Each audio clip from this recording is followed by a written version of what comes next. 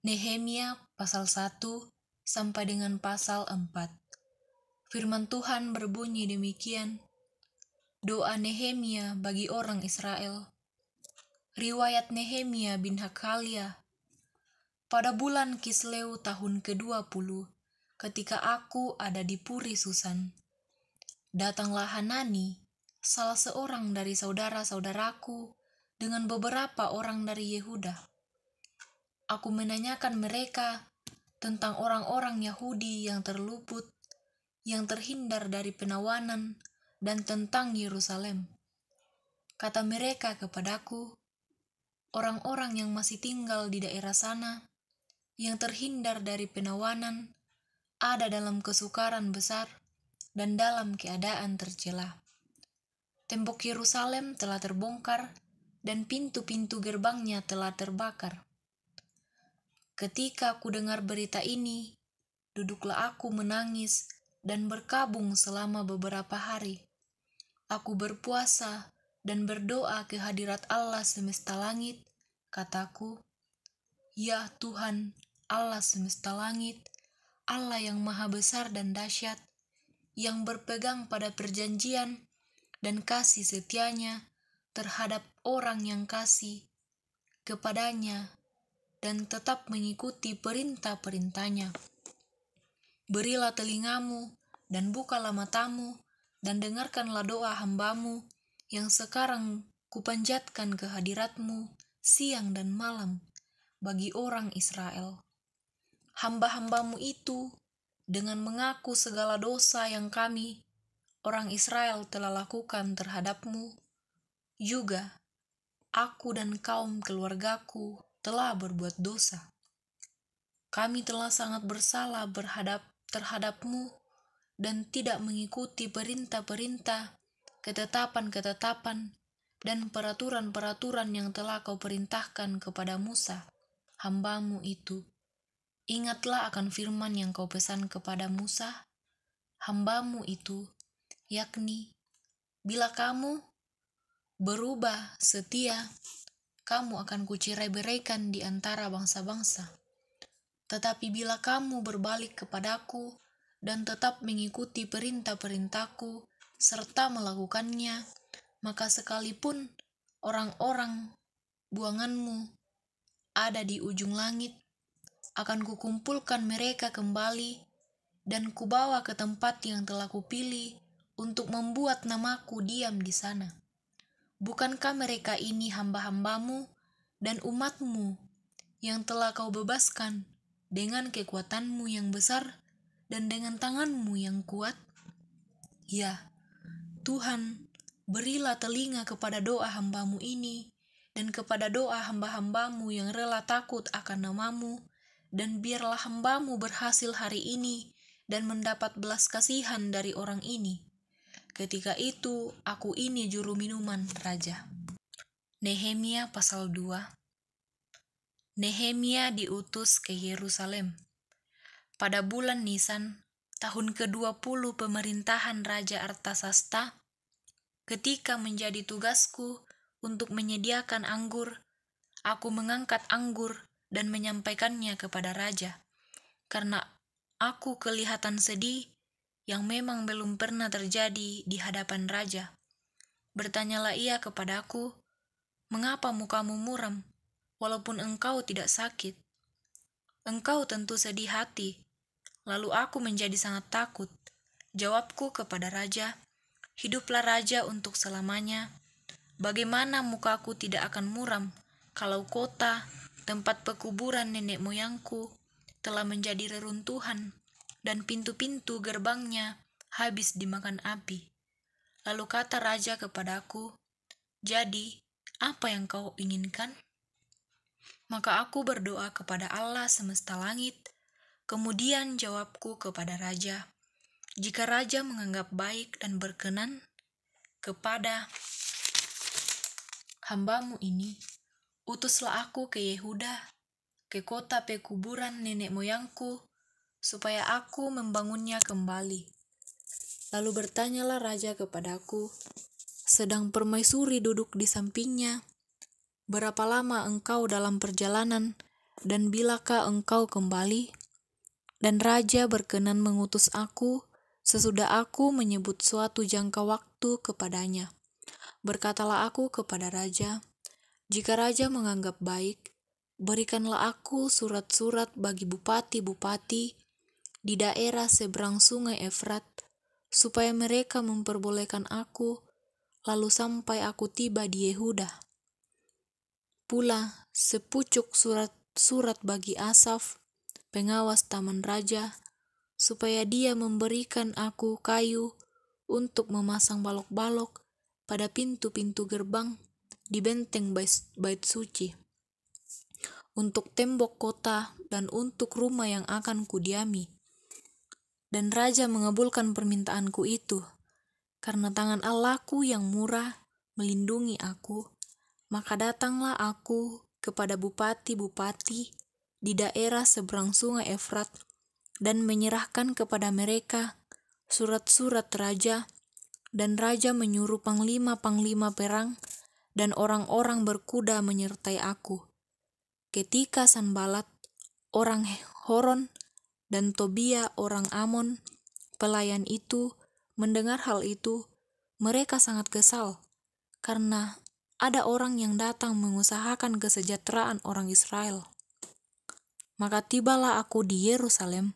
Sesudah 3 hari aku di sana, bangunlah aku pada malam hari bersama-sama beberapa orang saja yang menyertai aku. Aku tidak beritahukan kepada siapapun rencana yang akan kulakukan untuk Yerusalem yang diberikan Allahku dalam hatiku. Juga tak ada lain binatang kepadaku kecuali yang kutunggangi. Demikian pada malam hari aku keluar melalui pintu gerbang lebak ke jurusan mata air ular naga dan pintu gerbang sampah. Aku menyelidiki dengan saksama tembok-tembok Yerusalem yang telah terbongkar dan pintu-pintu gerbangnya yang habis dimakan api. Lalu aku meneruskan perjalananku ke pintu gerbang mata air dan ke kolam raja. Karena binatang yang kutunggangi tidak dapat lalu di tempat itu, aku naik ke atas melalui wadi pada malam hari dan menyelidiki dengan saksama tembok itu. Kemudian aku kembali, lalu masuk melalui pintu gerbang lebak. Demikianlah aku pulang. Para penguasa tidak tahu kemana aku telah pergi dan apa yang telah kulakukan.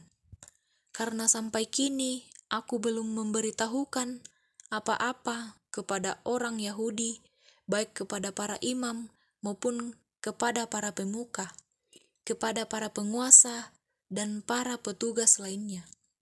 Berkatalah aku kepada mereka, "Kamu lihat kemalangan yang kita alami, yakni Yerusalem telah menjadi reruntuhan dan pintu-pintu gerbangnya telah terbakar.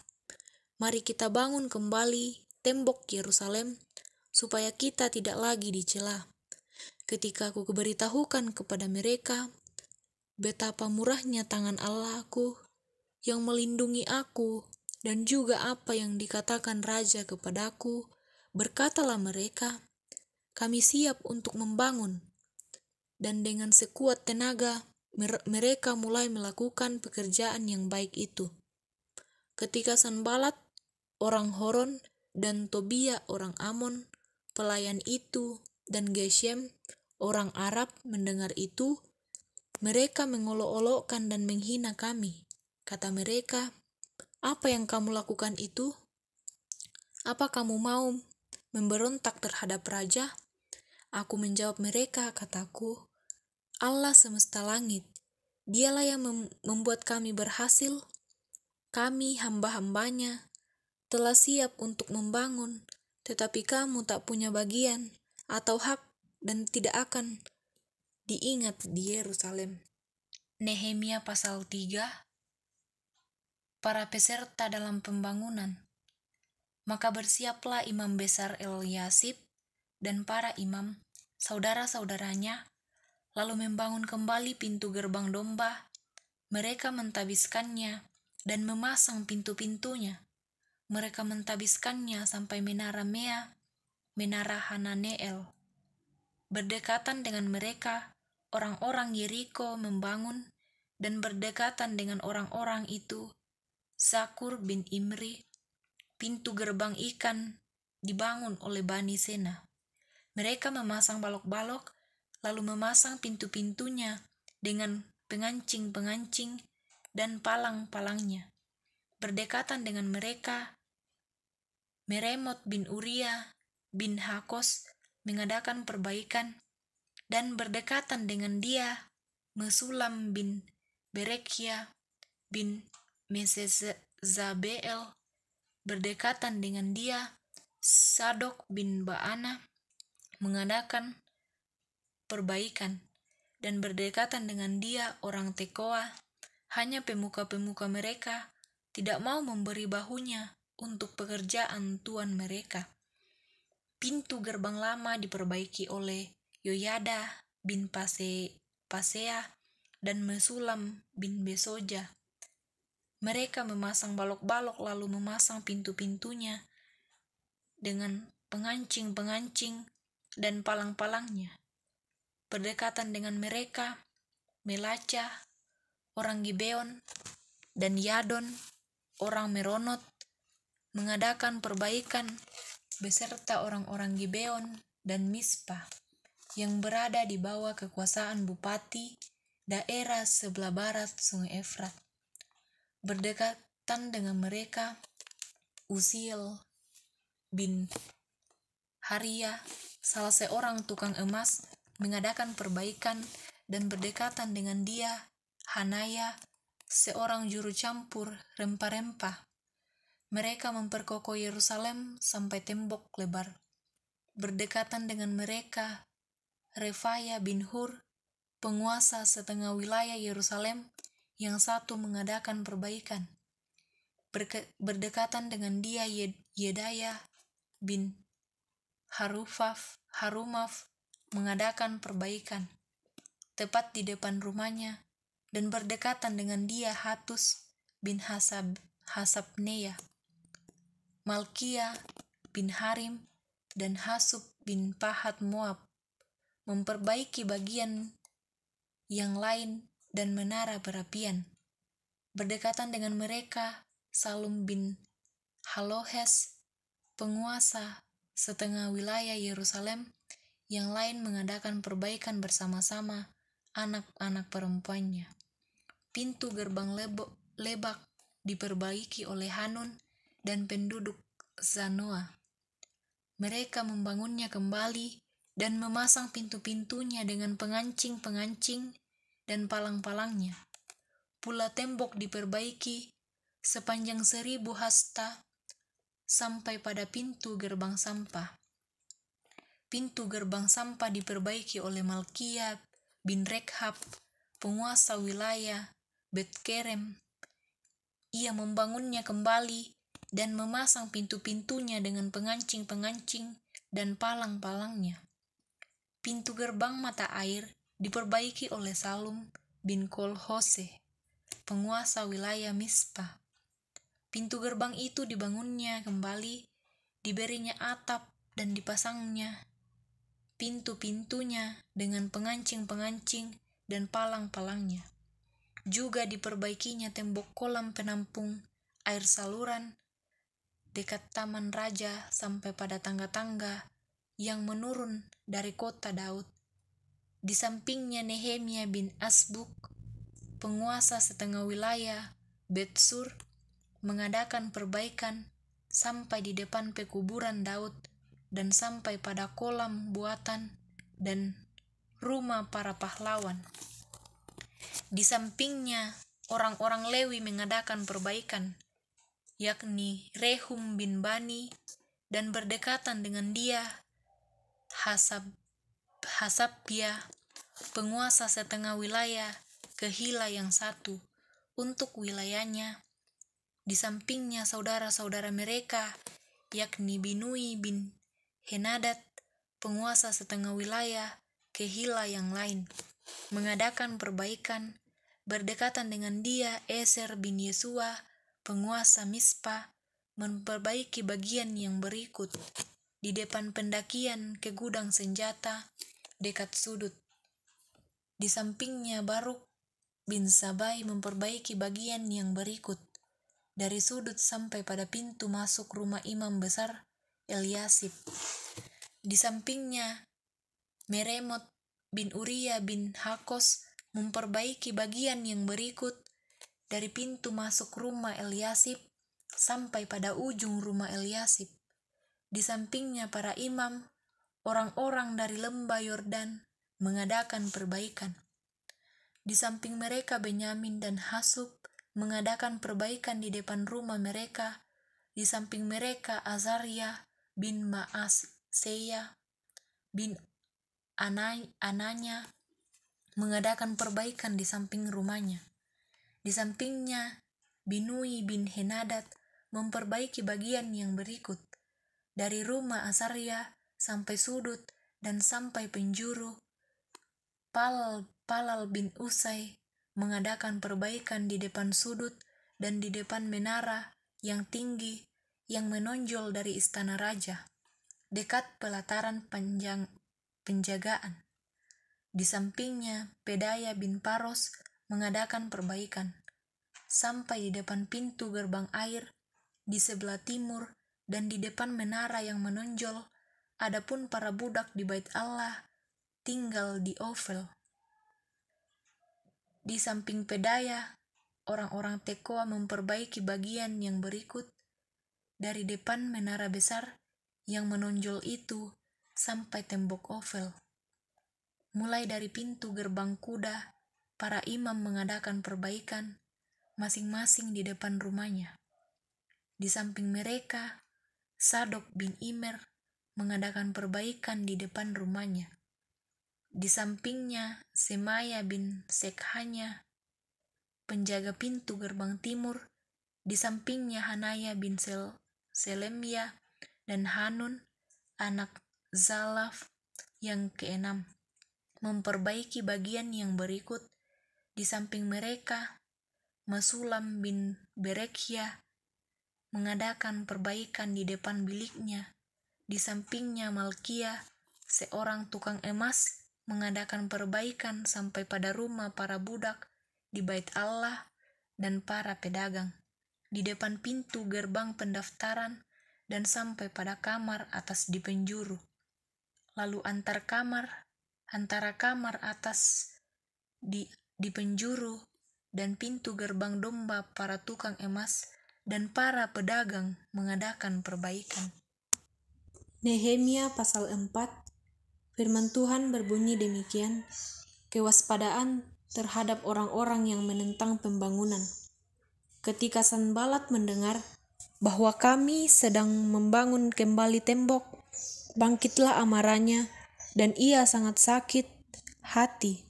Ia mengolok-olokkan orang Yahudi dan berkata di hadapan saudara-saudaranya dan tentara Samaria, apa gerangan yang dilakukan orang-orang Yahudi yang lemah ini?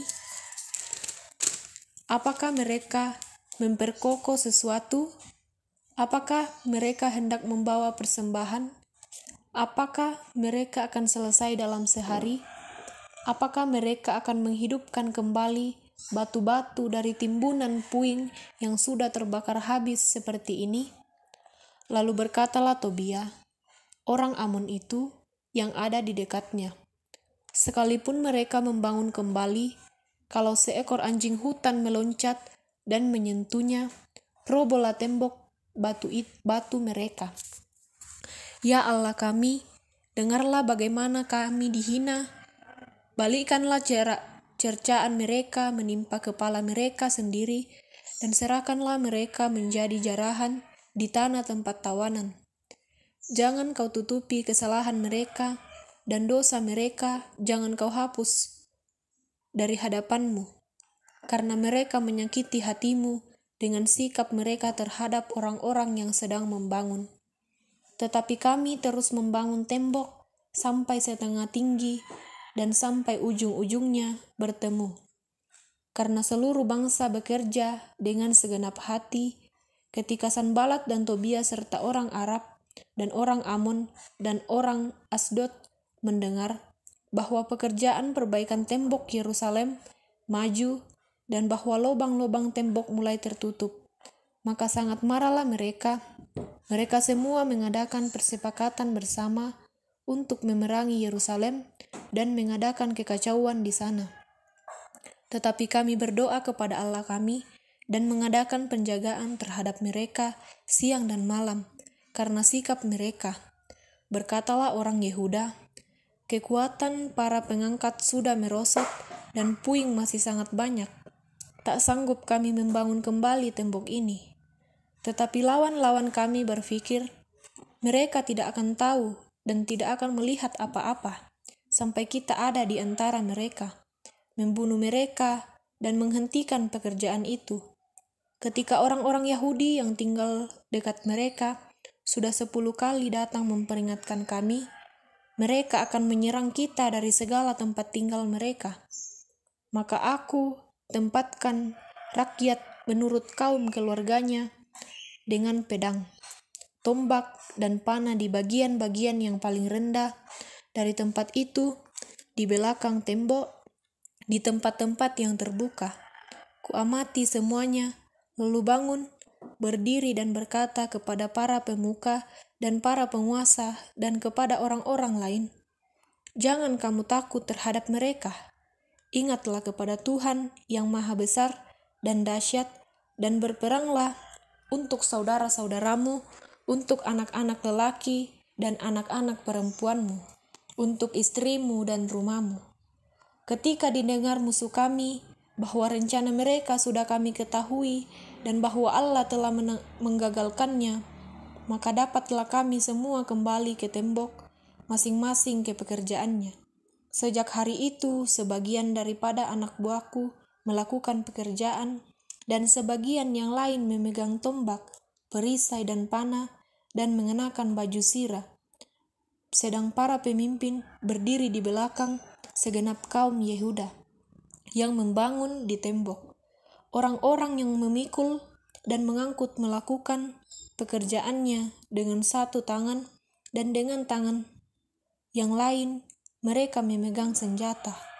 Setiap orang yang membangun bekerja dengan berikatkan pedang pada pinggangnya, dan di sampingku berdiri peniup sangkakala.